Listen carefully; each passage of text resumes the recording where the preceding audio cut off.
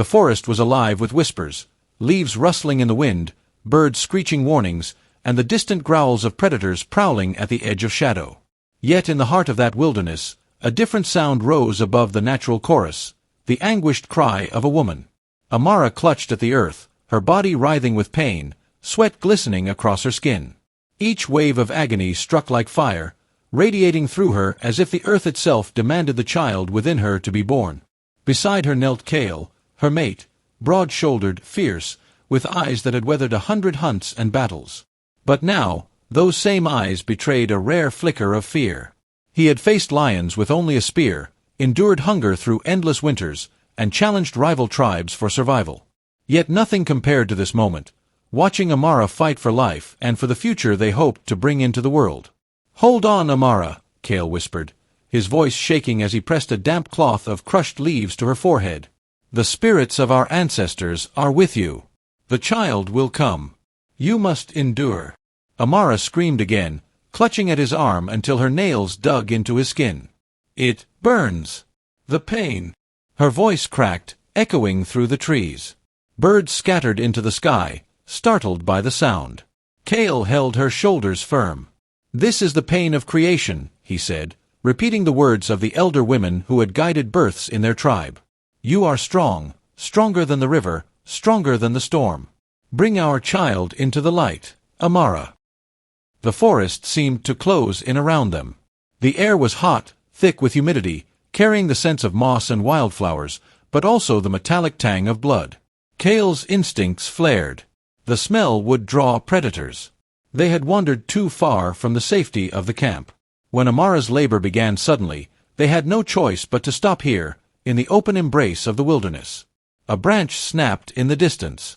Kale's head whipped around, his grip tightening on the sharpened spear lying beside him. Every nerve in his body burned with tension. Somewhere in the undergrowth, something moved, watching, waiting. But then Amara groaned, pulling him back to her side. Her body trembled, sweat pouring from her skin, yet her eyes locked on him with raw determination. "Stay with me. Do not leave." Kale swallowed his fear. "I will not." He pressed her hand to his chest so she could feel his heartbeat, steady, strong, unwavering. The minutes dragged into an eternity. Each contraction racked Amara's body like a storm wave smashing against the shore. Kale guided her breathing, murmuring chants of strength passed down by the tribe. "Breathe with the trees, strong as the roots. Push with the river, flowing to the sea." Her cries grew louder, desperate, but she pushed through the agony. The earth beneath her became slick with her struggle. Kale's hands, calloused from years of hunting, turned gentle as he helped, whispering encouragement. At last, a new sound pierced the forest, the sharp, fragile cry of a newborn. Kale's breath caught in his throat. In his trembling hands, slick with birth, he held a tiny form. Eyes closed, fists clenched, voice raw with the announcement of life. Amara collapsed back against the earth, exhausted, tears mingling with sweat on her face. Is the child alive?" she gasped. Kale's own tears fell freely as he lifted the infant. "Alive. Strong." His voice broke. "Our child lives." He laid the newborn on Amara's chest. She cradled the baby close, sobbing with relief, kissing its tiny head. The child's cries softened, comforted by the rhythm of her heartbeat. But survival never allowed rest. The rustling in the undergrowth returned, closer this time. Kale's eyes narrowed. He rose, spear in hand, standing protectively before his mate and child. From the shadows, two glowing eyes appeared. A wolf, lean and hungry, stepped forward, its teeth bared. Another pair of eyes emerged beside it, then another, an entire pack. Kale tightened his grip, every muscle ready for the fight of his life. He knew he could not kill them all. He only needed to buy enough time for Amara and the child. He raised his voice, deep and thunderous, chanting the war cry of his people. He slammed the butt of his spear against the earth, the sound echoing like thunder. The wolves hesitated, circling, testing his strength. Amara, clutching the baby, lifted her head weakly. Her eyes burned with fire even through her exhaustion. "Do not let them take him," she whispered. Kale roared, a sound that shook the forest.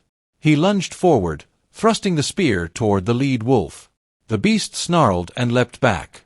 For a moment, the pack faltered, unwilling to risk their lives against this ferocious defender. Finally, with low growls, the wolves melted back into the shadows, vanishing into the trees. Cale stood trembling, chest heaving, until the last sound of their retreat faded. Then he turned back, falling to his knees beside Amara. "They are gone," he said softly, voice raw. "You are safe. Our child is safe." The forest grew quiet again, as if honoring the struggle they had survived. Rays of sunlight pierced through the canopy, illuminating the three of them, mother, father, and newborn, bathed in golden light. Amara smiled faintly, her strength nearly spent. "We brought life into the world, even here, in the heart of danger." Cale touched the child's tiny hand, marveling at its fragile strength. "He will grow," Cale said with quiet conviction. "He will walk taller than us, run swifter than the deer, fight braver than the lion. The world tried to end us today, but instead, we gave it new life." Amara closed her eyes, whispering, "Then let us name him Tarak, born of struggle, born of fire." Cale repeated the name, his voice echoing through the trees. "Tarak." The forest seemed to respond, the wind carrying the name into the distance, as if the earth itself acknowledged the birth of a new soul. That night, under the stars, Cale carried Amara and their newborn back to the safety of the tribe. The elders wept with joy at the sight of the child, declaring him a blessing, a promise of survival. But only Cale and Amara knew the truth of that day, that in the darkest struggle, when death had prowled close, they had fought back with the most powerful force of all, the will to create, to endure, to live.